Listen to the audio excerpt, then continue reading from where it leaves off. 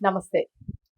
So, ఈ రోజుల్లో తల్లిదండ్రులు చూస్తున్నాం పిల్లలు ఎక్కడో దూరంగా ఉండడం, విదేశాల్లో సెటిల్ అవ్వడము, అలాగే తల్లిదండ్రులు ఉండిపోవడము ఒంటరిగాను, లేదా అనాథాశ్రమాల్లో ఉండడము. ఇలా తల్లిదండ్రులు పోతే గూడా అంత్యక్రియలకి రాని పరిస్థితులు గూడా దాపురిస్తూ ఉన్నాయి. సో, మరి రీసెంట్‌గా చూసుకుంటే హర్యానాకి సంబంధించి ఒక విచిత్రమైన ఘటన అయితే చోటు చేసుకుంది. ఒక తండ్రి అంత్యక్రియల్ని వీడియో కాల్‌లో చేశారు ముగ్గురు కూతుర్లు. సో, ఎందుకట్లా చేయాల్సొచ్చింది? అసలు బ్యాక్‌గ్రౌండ్ కథ ఏంటి అసలు? ఇదైతే తప్పకుండా మనం తెలుసుకోవాలి. ఒక అవేర్‌నెస్ వీడియో అనుకోవచ్చు మీరు.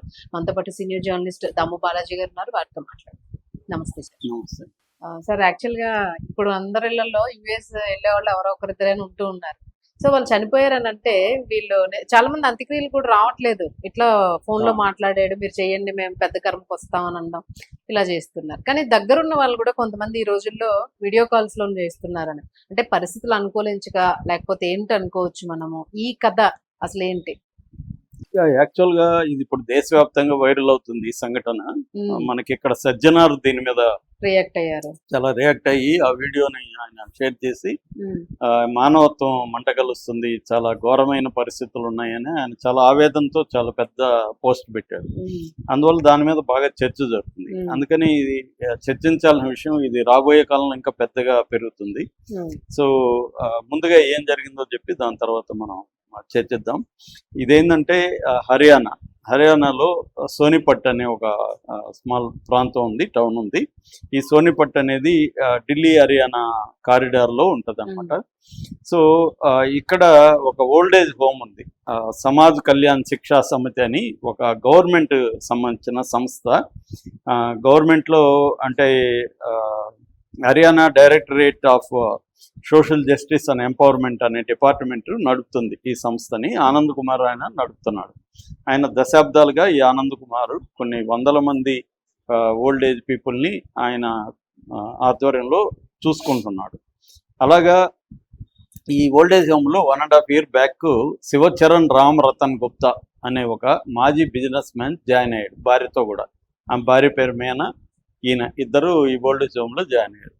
ఈ గుప్తా ఆయన ఎవరంటే ఒకప్పుడు ముంబైలో క్లోత్ మర్చెంట్, వస్త్ర వ్యాపారి. ఆయనకి 3 కూతుర్లు, అనిత, నిషా, ప్రియా. ఈ 3 కూతుర్లని చాలా ఇన్వెస్ట్ చేసి చదివించాడు.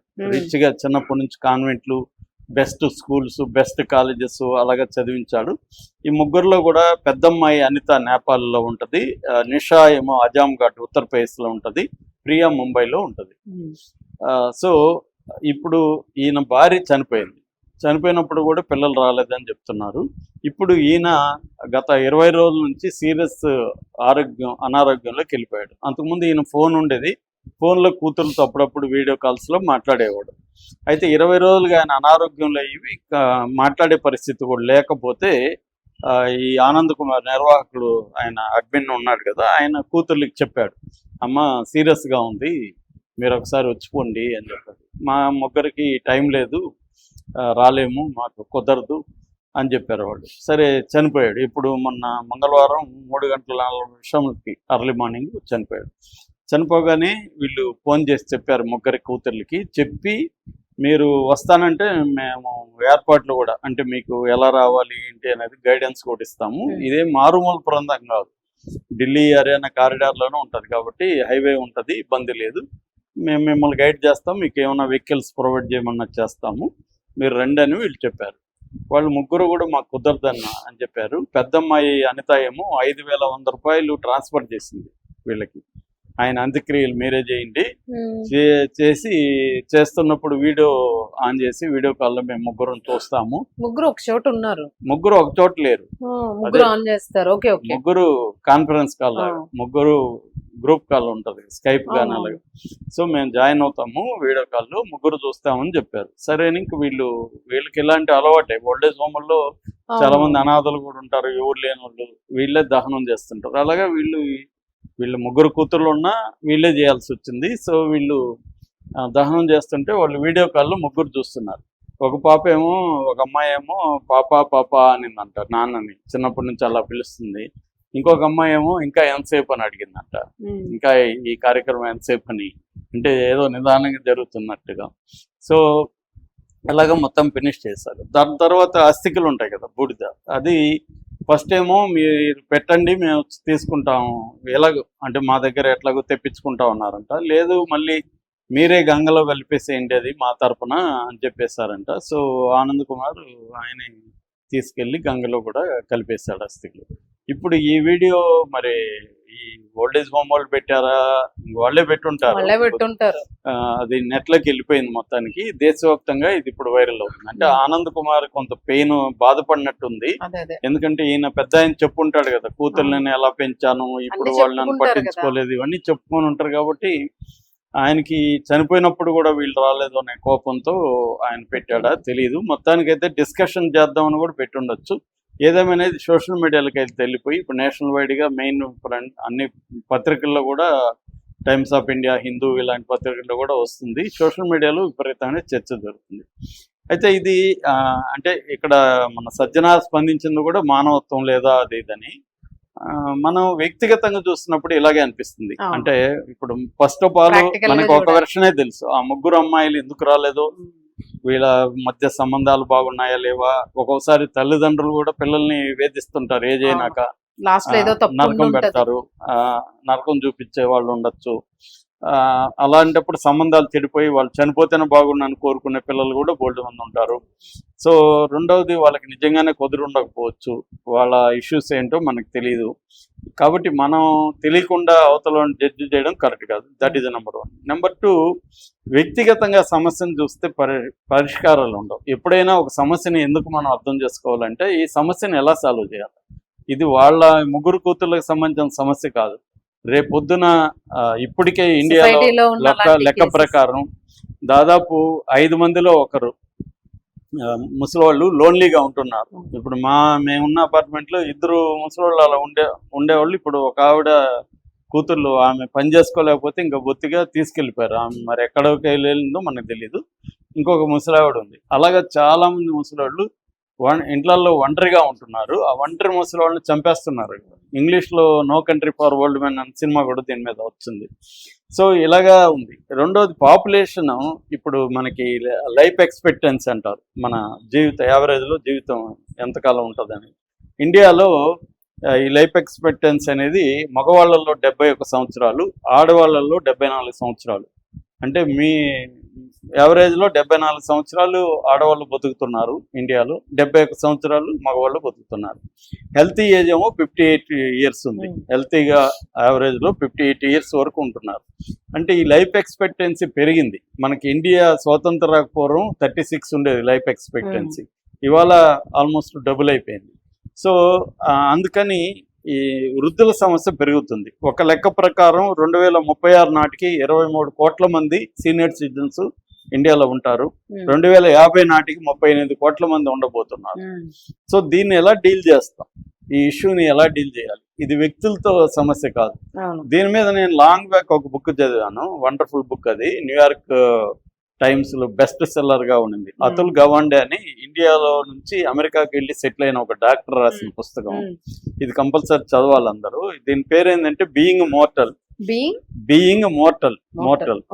Medicine and what matters in the end. అంటే ఈయన వాళ్ళ తాతతో మొదలు పెట్టాడు.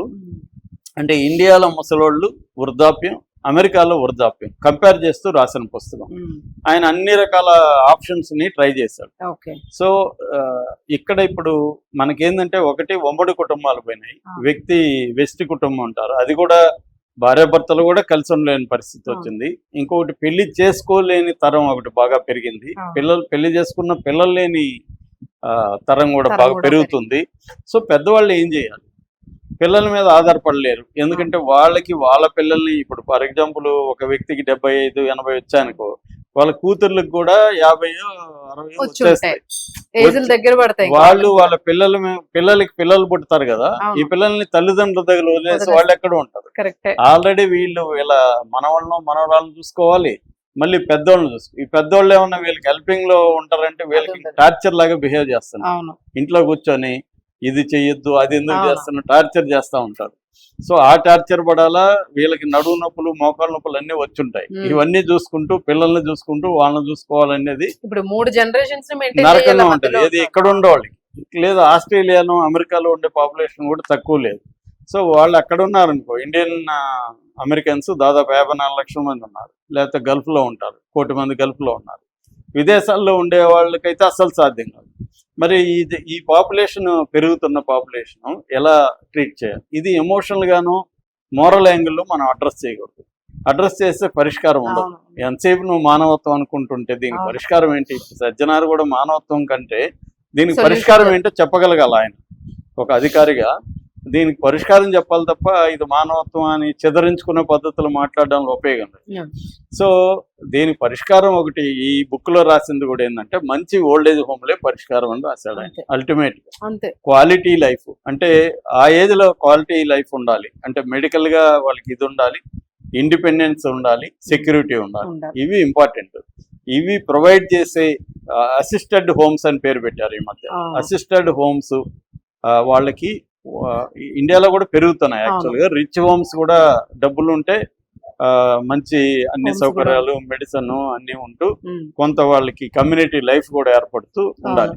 అట్లాగే వృద్ధుల్లో కూడా మార్పు రావాలి. ఎంతసేపు నేను చాలా మందికి ఇప్పటికి కూడా మన పేట్రియాటిక్ సమాజంలో నేను కూతుర్ల దగ్గర ఉండను, కొడుకు దగ్గర కూతుర్ని హీనంగా చూడటం, చిన్నప్పటి నుంచి కూడా కూతుర్లని తక్కువ చూపు ఉంటుంది.